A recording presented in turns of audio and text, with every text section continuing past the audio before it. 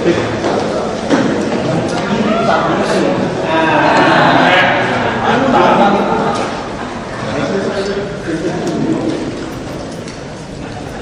warahmatullahi wabarakatuh. Waalaikumsalam. Pagi ini saya ingin menjelaskan kalau kemarin mengenai penanganan banjir dari sisi KPU-an, ini yang penanganan juga masih banjir dari sisi persampahan. Ini penting karena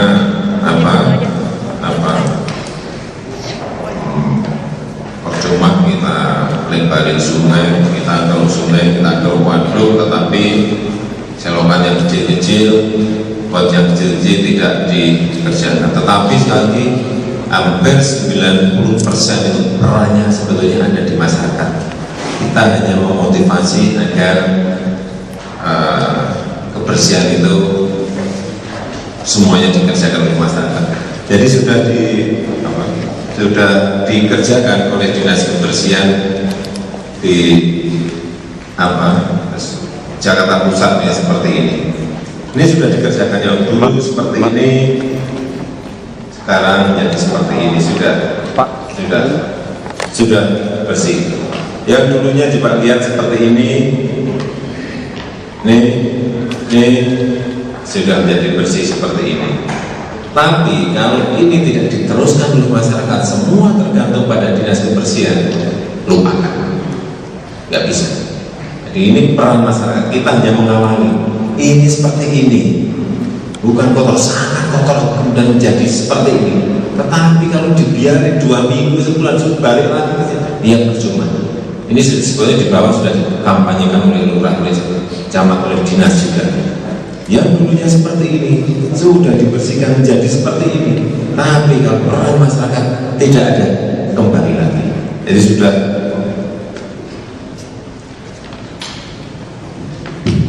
sudah banyak sekali yang dikerjakan. Misalnya kayak di Jakarta Pusat ada kira-kira 10 saluran penghubung yang sudah dikerjakan. Jakarta Utara ada 10 juga, Jakarta Selatan 10, Timur 10, Barat juga 10. Seperti ini contoh-contohnya. Karena kalau saya ajak sekarang kan sudah kondisinya seperti ini kan, tapi sebelumnya ingin saya tunjukin seperti ini dikerjakan jadi seperti ini, seperti ini kerjakan jadi seperti ini. Terus nih kegiatan-kegiatan yang sudah dikerjakan, baik yang berat tidak memakai alat berat, yang kecil-kecil juga yang nggak bisa alat berat pakai manual manusia. Terus ini Jakarta Selatan semuanya sudah menjadi seperti ini. Terus sini bersihkan menjadi seperti ini. Terus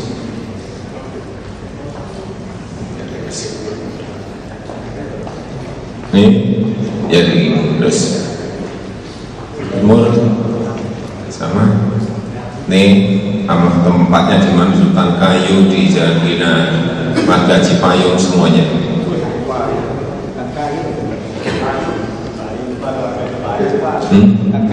Yang warga Cipayung cek udah kotor lagi atau mana, masih bersih. Jangan yang buang sampah di kau. Kira-kira itu. Nih. Terus saya kira udah kelihatan sekali. Tapi sekali lagi, kalau masyarakat masih buang sampah ya percuma. Kita awali seperti ini. Terus ya kira-kira sama. Saya kira itu yang bisa saya sampaikan. Kalau ada pertanyaan, kalau nggak ada, akan saya berikan waktu ke Kota Tua, kemudian ke Monas bawah tanah. Ada mengenai ini?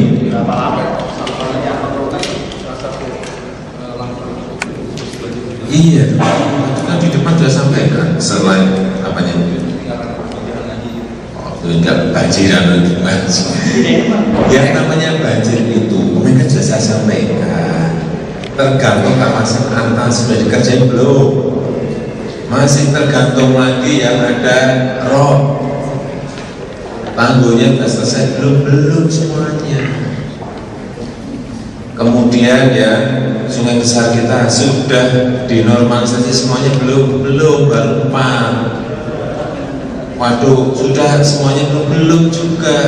Dari 30-an ini baru kerjakan kira-kira 8. Belum semuanya. Apanya? Saya nggak pernah memprosentase, nanti tanya ke dinas. Ya ini sudah, jadi pengawasan itu sudah kita sampaikan kepada lurah ke RT dan RW. Ini memang peran masyarakat, ini memang pemberdayaan masyarakat. Kita belum sampai ke sana, tapi saya kira nanti sanksi juga diperlukan. Dan di Perda juga ada pegangannya, sanksinya apa sudah ada.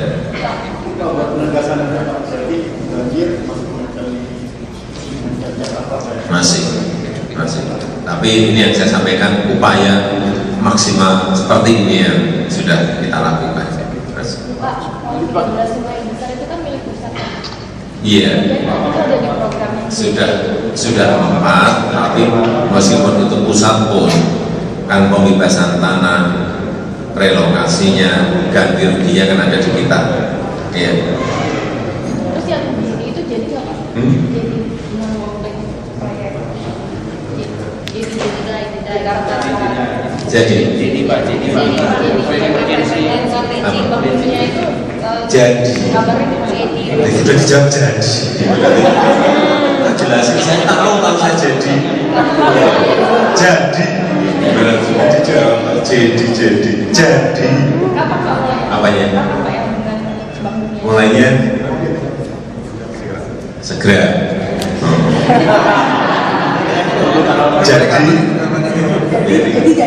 Jadi. Kapan? Segera. Nah, jawabannya udah dijawab jadi. Ngerti.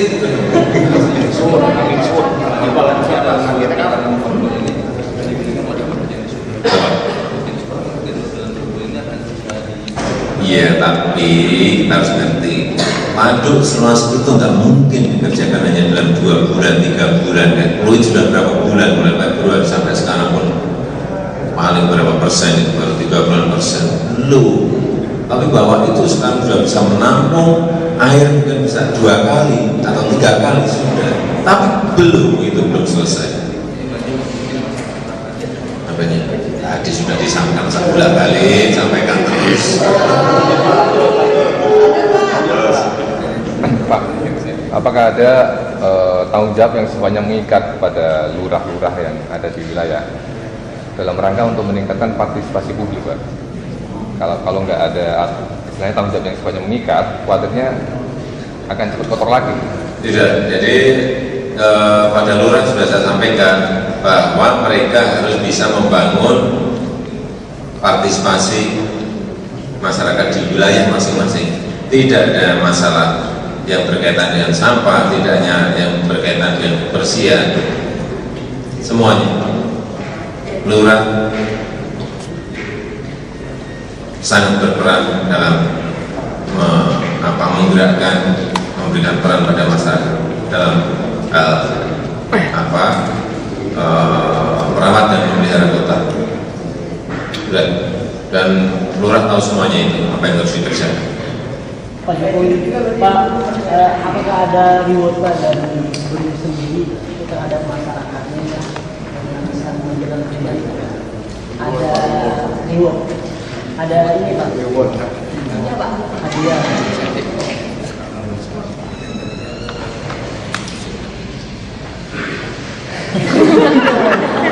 Enggak, tadi ditanya sana diberitahu sini tapi masih belum sambung. Pertama artinya ya secara kayaknya nanti akan kita ini kan bahwa rewardnya itu dalam bentuk saya kira program insentif dalam bentuk budget. Ini memang sekarang belum, tapi nanti yang saya kira akan kita berikan. Saya kira saya cukupkan dan saya berikan ke Monas dulu atau ke kota dulu?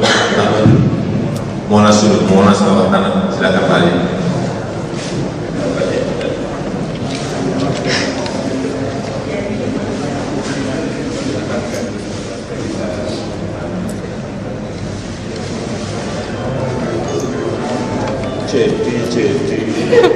Jadi bukan Pak, jadi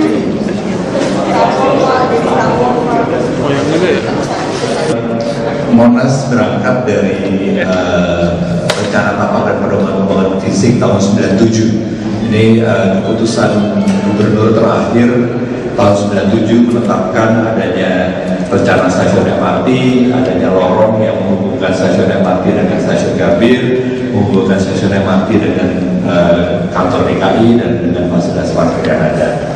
Ini semua rencana tahun 97, dan hari ini kita menyempurnakannya menjadi lebih simpel dengan pedoman bahwa semua bangunan bawah tanah akan berada di bawah konstruksi yang sudah ada, jadi tidak mengurangi RPH, prinsipnya itu. Jadi ini sudah ada jalur jalan pedestrian yang kita pasang di bawahnya.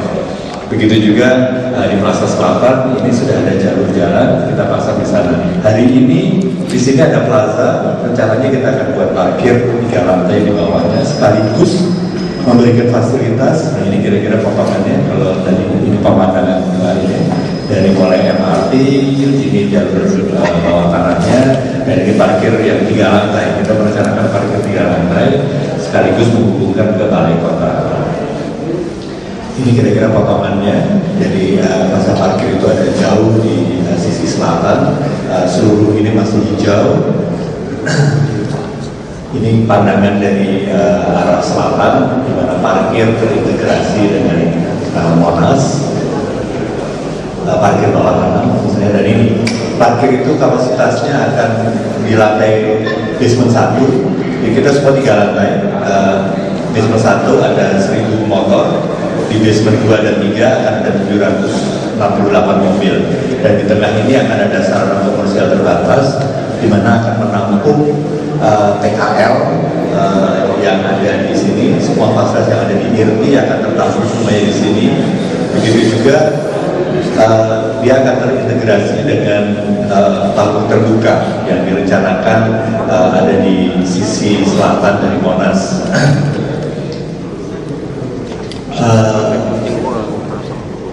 Ini tadi alternatif ruang terbuka, dan yang terpilih adalah alternatif ini dengan sistem amphitheater, di mana ada 900 orang bisa duduk di panggung yang permanen.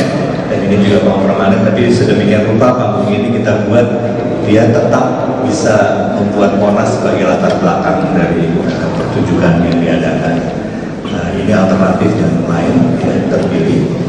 Kemudian tentang lorong, kita punya lorong yang menghubungkan stasiun MRT dengan stasiun Gambir dan dengan parkir selatan, di mana kita mencoba membuat lorong yang seefisien mungkin, yang sesedikit mungkin menggunakan energi, karena bawah tanah pasti akan banyak energi. Maka kita menciptakan vestibul di mana matahari dan udara juga bisa masuk ke dalamnya, jadi mengurangi penggunaan energi.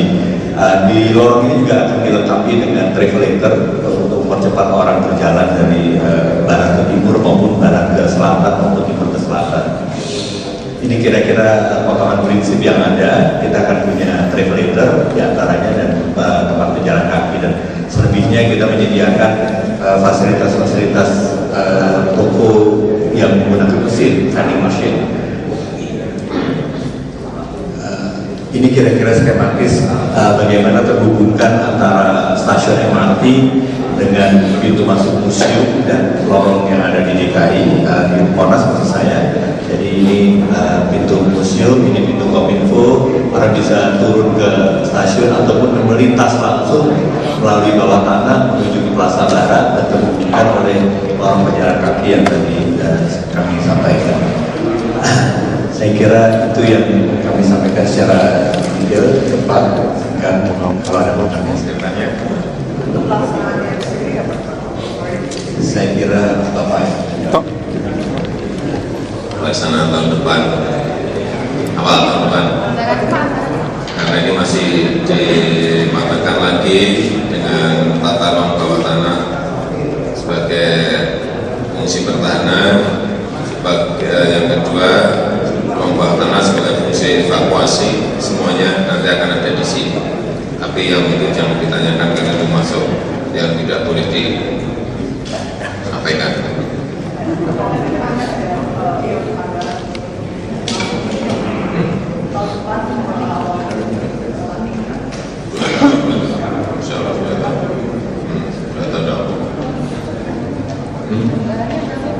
Enggak apa. Ada BPD semuanya. BPD. Iya nih nanti insya Allah enggak apa. Harusnya sudah. Bapak ini kan juga sistem pakaian SPP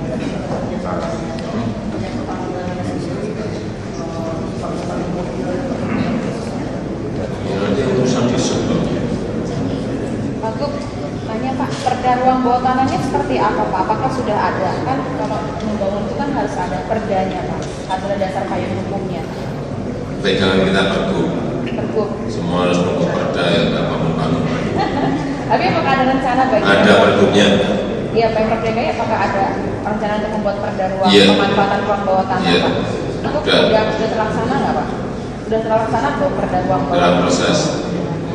Nah, ini Pak, maaf, untuknya kan kalau di Singapura nih Pak, kalau kita lihat lorong-lorong MRT segala macam kan sangat teratur sekali, ada apa namanya tanda-tanda bagi tunanetra, terus ada yang mau yang keluar lewat sini, yang mau datang lewat sini teratur. Itu apakah Di sini lebih teratur nantinya. Kenapa? Di sini akan lebih teratur. Ya. Nah, kan tergantung masyarakatnya juga kan. Tapi sudah ya, kita sudah melihat yang sudah yang sudah negara lain bangun. Masa kita pengen di belakangnya, yang mestinya memperbaiki dari yang sudah mereka punya kan. Berarti akan ramah terhadap disable ya Pak ya? Iya, sudah semua bangunan sudah kita sampaikan kan. Pak, kan perda RTTS sekarang sedang direvisi. Apakah ini masuk ke dalam revisi? Ya semuanya pasti lari ke sana semuanya. Termasuk. Cukup. Ya. Yang kota tua. Imam juga punya banyak. Karena ini semuanya segera akan kita eksekusi. Ini sudah lama sekali nggak eksekusi. Kalau namanya Pak? Pak, namanya Bapak itu Pak? Bapak. Apanya? Yang ditangkap itu.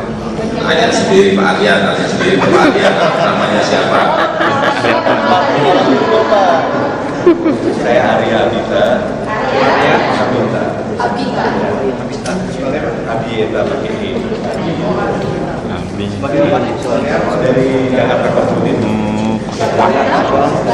Pakai perencanaan. Ada tim besar kita Tim, ini bukan perorangan. Tim besar.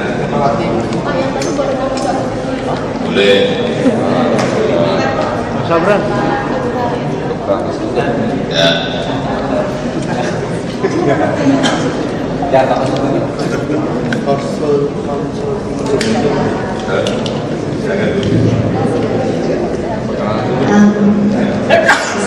Baik, Assalamualaikum warahmatullahi wabarakatuh. Kami ingin menjelaskan mengenai rencana tentang kawasan Kota Tua. Jadi Kota Tua ini sendiri ada dua. Jadi kawasan Kota Tua yang 384 hektar itu mencakup dari Sunda Kelapa kemudian sampai Pinang Sia dan sebagainya. Tapi ada juga yang 134 hektar yang berada di dalam tembok Kota Tua. Jadi kita lihat bahwa posisi Kota Tua sendiri kita lihat ada di tengah-tengah kota Jakarta gitu. Kemudian kita tahu bahwa Kota Tua itu punya permasalahan macet, mati, tidak aman gitu. Kemudian juga infrastrukturnya kurang. Maka rencana ini akan menyelesaikan masalah-masalah tersebut gitu. Kalau dilihat dari pertama adalah dari aksesnya, jadi menghilangkan kemacetan bahwa DKI Jakarta telah merencanakan satu MRT tahap 2 yang masuk juga diantaranya ke Kota Tua gitu. Selain ada busway, selain ada monorail dan sebagainya. Jadi ini adalah master plan transportasi Kota Jakarta. Kemudian kita lihat Kota Tua berada di antara kawasan-kawasan yang sudah berkembang gitu. Kemudian kita lihat ada Mangga 2, ada Ancol, ada rencana reklamasi dan sebagainya. Baik, kita masuk bahwa yang berwarna-warna ini adalah bangunan-bangunan yang masuk dalam cagar budaya, jadi artinya dilindungi, dan kita bersyukur bahwa kita punya area atau kota yang di Asia Tenggara ini adalah yang paling tua begitu, kemudian jumlahnya juga relatif cukup banyak dan berada dalam satu kawasan yang berdekatan. Itu sebetulnya potensi yang sangat luar biasa yang dimiliki oleh Kota Tua Jakarta. Jadi hampir mungkin tidak pernah kita sadari bahwa kita punya permata di tengah Kota Jakarta gitu ya. Kemudian yang kedua adalah bahwa tadi kita punya problem macet, kemudian mati, dan kemudian tidak aman gitu, dan tidak banyak penghuni gitu ya. Jadi pertama adalah kita harus memasukkan kegiatan dalam Kota Tua. Sekarang mungkin kalau ke sana malam hari ya hanya akhir minggu, tapi kalau pada hari-hari biasa kosong gitu ya. Jadi kita harapkan yang sekarang banyak digarap atau banyak yang diisi adalah daerah Fathahillah, daerah inti semacam ini. Tapi untuk kedepannya kita harus melihat lagi bahwa Kota Tua itu tidak hanya Fathahillah dan sekitarnya, tetapi juga ada kawasan Sunda Kelapa, kemudian ada kawasan Jalangkeng, ada sungai dan sebagainya, dan diharapkan semua ini punya kegiatan gitu ya.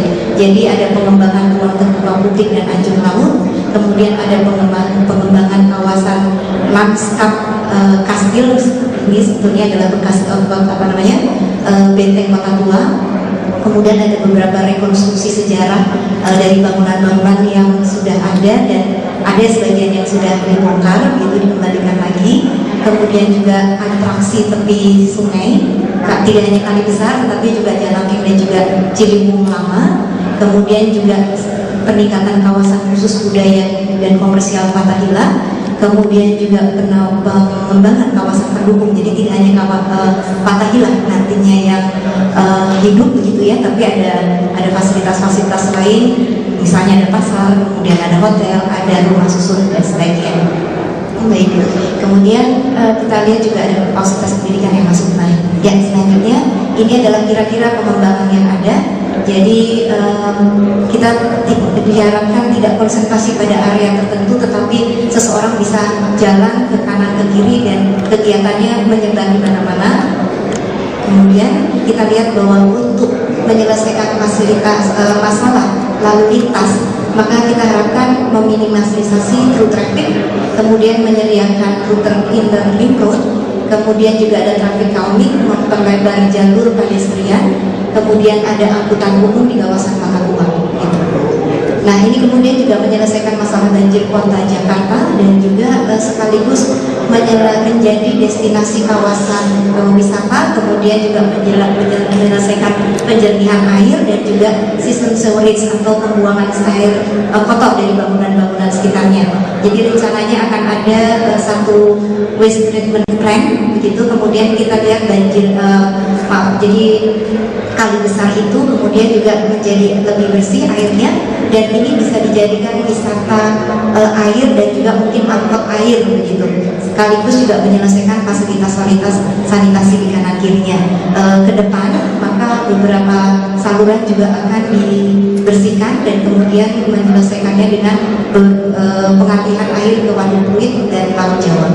Saya rasa itu saja, jadi 3. Jadi ada contoh nanti panduan koridor jalan yang akan dikeluarkan gitu. Jadi kita menyelesaikan kemacetan, menghidupkan Kota Tua, dan kemudian menyelesaikan infrastruktur termasuk banjir. Terima kasih.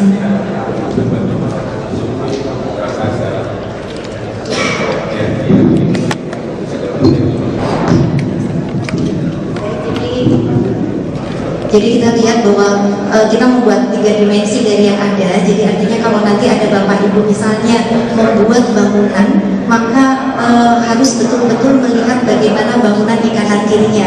Diharapkan tidak seperti di atas logis yang ada, tetapi kalau membuat bangunan yang abu-abu atau yang misalnya di sini gitu, maka bagaimana sebetulnya kita harus bisa membawa bangunan yang selaras dengan sekitarnya, itu menjadi penting gitu. Jadi tidak bisa mengusulkan sesuatu yang aneh yang agak berbeda dengan Kota Tua. Kalau pun ingin membuat bangunan yang ekstrim, maka harus direview dahulu gitu. Itu menjadi ketentuan dari di Kota Tua agar kita punya, yang penting adalah bagaimana kita menumbuhkan karakter dari Kota Tua. Karena bukan apa-apa kalau kita pergi ke Semarang misalnya ada Kota Tuanya, lalu apa bedanya dengan Kota Tua di Jakarta? Harus ada bedanya begitu. Nah itu karakter itu yang harus dijaga dan ditumbuhkan kembali. Yang selanjutnya mungkin secara lintas saja adalah inti bagaimana rencana-rencananya, ya terus saja bagaimana gerbang, kemudian juga bagaimana jalur pedestrian supaya tidak hanya pada inti saja, bagaimana jalur pejalan kaki akan diperlebar. Ini adalah contoh bagaimana detail panduan untuk daerah Kota Hilang gitu ya. Jadi apa saja yang harus dilihat, kemudian di mana hunian juga harus tetap masuk begitu, bagaimana sungai itu menjadi daerah utama gitu ya. Kemudian begini, kalau kita melihat mungkin rekan-rekan kita melihat ini, kita tahu bahwa ini kota tertentu gitu ya. Harusnya kita punya, kalau nanti entah cyber atau apapun ada yang membuat lampu atau tempat duduk, maka kita tahu, seluruh dunia tahu, oh itu Kota Tua Jakarta. Harus itu yang ditumbuhkan gitu. Jadi ini sekedar contoh bahwa kita juga bisa seperti kota-kota di sini. Kita tahu bahwa begitu melihat ada lampu atau ada pos, kotak pos atau tempat duduk, oh itu pasti di Jakarta gitu. Jadi karakter itu yang ingin ditumbuhkan. Terima kasih banyak. Ya, tadi kan kalau dipaparkan banyak terhubung antara transportasi umum baik di air maupun di darat. Bagaimana dengan persediaan tempat parkir sendiri bagi pengunjung bahwa memang yang membawa kendaraan pribadi baik roda 2 maupun roda 4, dan juga bagi para pengunjung yang membawa bis rombongan, bagaimana persediaan lahan tersebut? Baik begini. Mungkin saya boleh bertanya lagi, pernah ke Kota Tua tidak Pak? Nah itu pernah naik kereta listrik tidak? Iya Pak. Ya, jadi artinya kalau dari Monas atau dari Cikini atau itu, kita hanya 10 menit kita sampai Kota Tua dan kita jalan kaki dan itu nyaman. Jadi artinya untuk masuk Kota Tua, artinya parkir memang akan disediakan pada beberapa kantong parkir di sana, tetapi akses yang diharapkan adalah akses publik. Jadi artinya kita bisa parkir di sembarang tempat di Kota Jakarta, kita naik busway, kita naik MRT, kita langsung masuk ke sana. Demikian juga kalau misalnya ada wisatawan, misalnya kita bisa letakkan parkir di luar Kota Tua, kemudian mereka naik shuttle bus ke sana, seperti hop on hop off misalnya begitu. Kira-kira seperti itu. Berarti tidak ingin tempat Desember pastikannya berdagangan datang lewat sana naik gratis. Benar.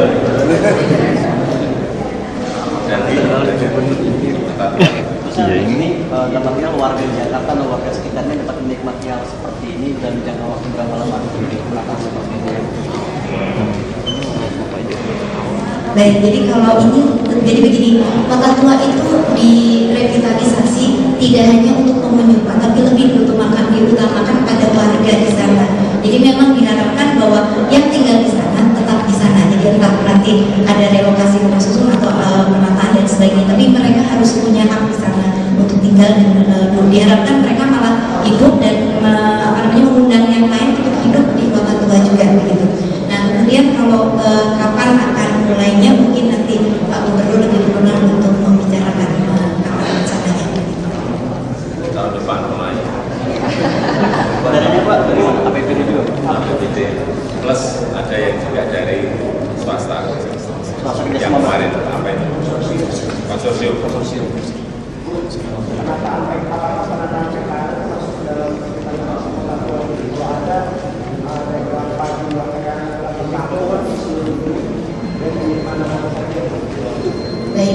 Baik, jadi memang PKL merupakan indikator. Jadi kalau ada kota di dunia yang nyaman, pasti PKL-nya ada, gitu ya. Jadi salah satu indikator apakah kota itu lively city itu adalah PKL. Tapi bedanya adalah bahwa PKL itu diatur tempatnya tertentu dan tidak beranak pinak atau tidak 24 jam tinggal di sana, begitu.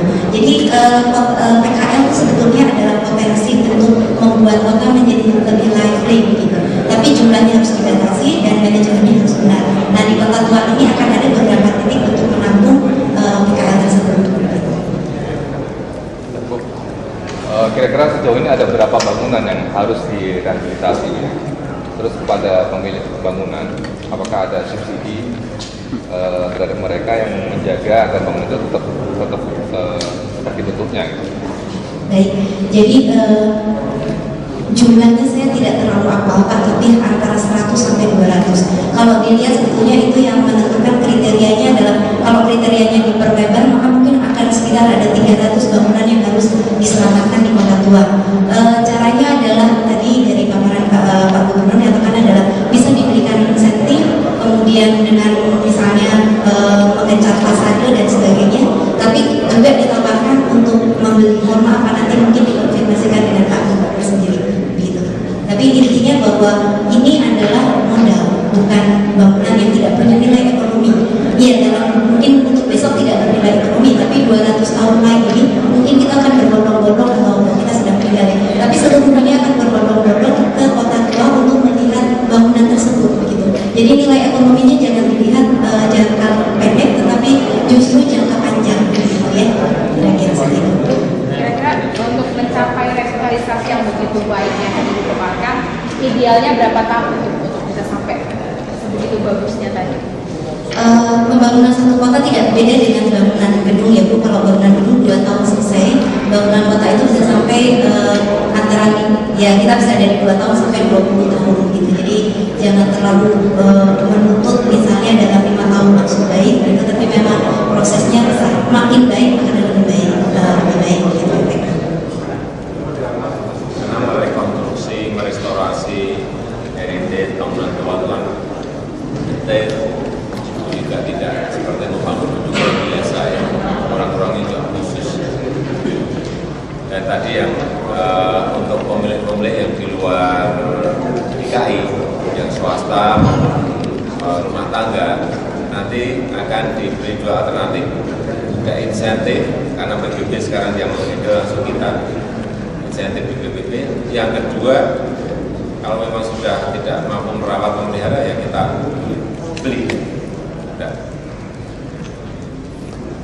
Kalau yang BUMN ya sama saja. Kalau mereka mau memelihara, rawat, silakan. Mau merekonstruksi yang berbentuk atapnya, silakan. Kalau tidak mampu berikan ke kita beli. Murah.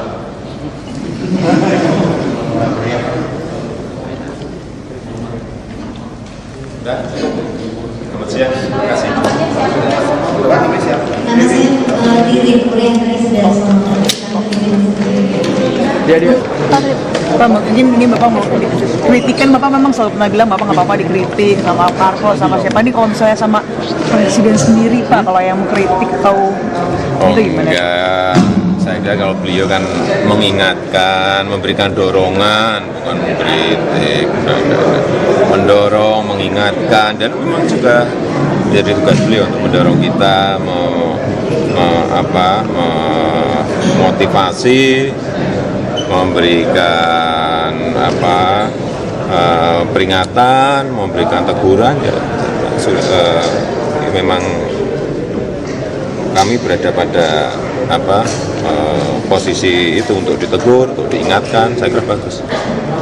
Bapak mengenai hal ini juga kan ada juga pernah menyebutkan bahwa komunikasi politik Bapak ini sejauh ini memang paling tertinggi. Ada yang survei bilang bahwa Bapak komunikasi politik tertinggi nih, mungkin karena belusukan dan segala macamnya gitu kan. Ngomongnya juga ngomong kayak gini aja, komunikasi ya. Komunikasi gagap-gagap aja, komunikasi ya. Apa sih saya? Mengenai kebijakan yang membangun 16 jalan tol itu Pak, pemerintah pusat itu Pak, kan ditolak sama Bapak Pak. Sama? Yang tentang pembangunan tol itu Pak. Yang menolak itu siapa? Kapan saya menolak? Nggak ada. Kita hanya mendahulukan transportasi massal. Itu didahulukan. Monorelnya itu didahulukan. MRT-nya itu didahulukan. Karena apa? Kita juga sebenarnya juga kekurangan. Ruas jalan kita kan baru 6%. Idealnya 11. Ini masih kurang.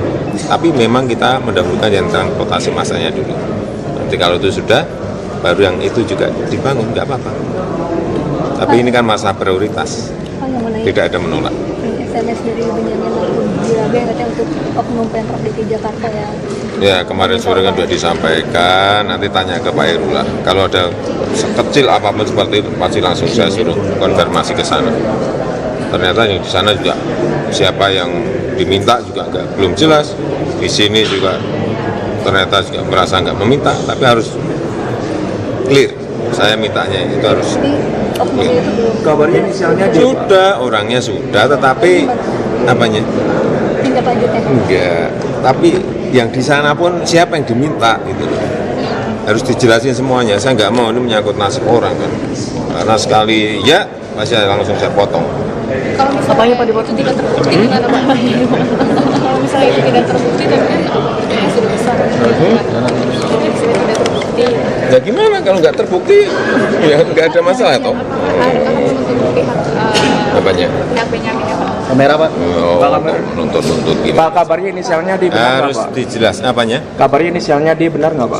Ya sudah ditanya kemarin, tapi kita akan tanya ke sana. Kalau di sini merasa katanya tidak, tapi kan kita harus konfirmasi. Sehingga kemarin sudah ke sana juga. Sejauh ini penyelidikannya gimana Pak? Sejauh ini penyelidikannya seperti apa Pak dari pihak Pemprov sendiri? Menyelidiki kayak Pak, lihat kan hari ini kan melaporkan pengawasan BNP Pak, KPK. Yang depan KPK. Nanya dulu. Kamera Pak. Taman BMW KPK. Iya kenapa? Nah itu Pengelolaannya gimana? katanya taman itu memang sengketa Pak, jadi ada masalah antara Pak, kamera Pak. Nggak ngerti sengketa-sengketa yang jelas tanah BMB itu masih dalam pengurusan sertifikat di BPN dan kita harapkan nanti bisa segera selesai di BPN. Kalau masalah ada sengketa ya itu digugat saja. Kalau ada masalah apa misalnya ada masalah mengenai ketidakbenaran mengenai tanah yang ada di situ dilaporkan KPK ya dilaporkan saja. Saya kira ini sisi yang berbeda-beda. Tapi ini kan lembaga Pemprov sebelumnya. Ya saya nggak ngerti, saya nggak tahu urusan saya ingin Taman BMB itu segera bisa kita kerjakan, waduk Sunter utaranya kita keruk sehingga bisa menampung air. Ya tugas saya itu aja. Yang lain-lain yang berkaitan dengan saya nggak ngerti yang pengurusan yang lalu seperti apa saya nggak tahu.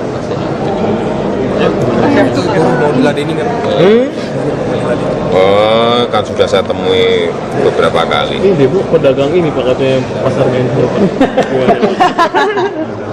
Ya nanti ditemui. Pokoknya yang belum ditemui. Tim memasak kok ya? Pak, itu katanya pasar Benhur mereka masih punya dengan siapa sampai 2020. Ya coba kita temui yang di apa kita temui. Tidak semua hal saya tahu, tidak semua hal saya ngerti. Tapi setelah saya temui biasanya saya tahu. Pak, untuk kompensasi pembelian kompensasi untuk bawang banyak realisasi gimana? Monyetnya rampung aja lah. Masalah permonyetan. Kita mau ngurus yang lain masih permonyetan terus. Pak Jokowi, Kamera Pak. Ramadan Pohan itu kan yang dekat menggunakan AS itu salah gubernur yang memberikan izin bangunan renovasi. Yang penyadapan Amerika, kata Ramadan Pohan, itu salah gubernur yang memberikan izin renovasi bangunan itu gimana Pak? Ya, masalah apa hubungannya renovasi dengan sadap itu apa nggak ngerti.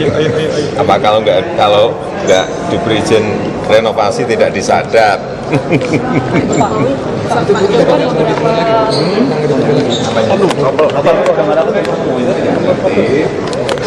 Pak, Makanya. makasih Pak. Ini semua.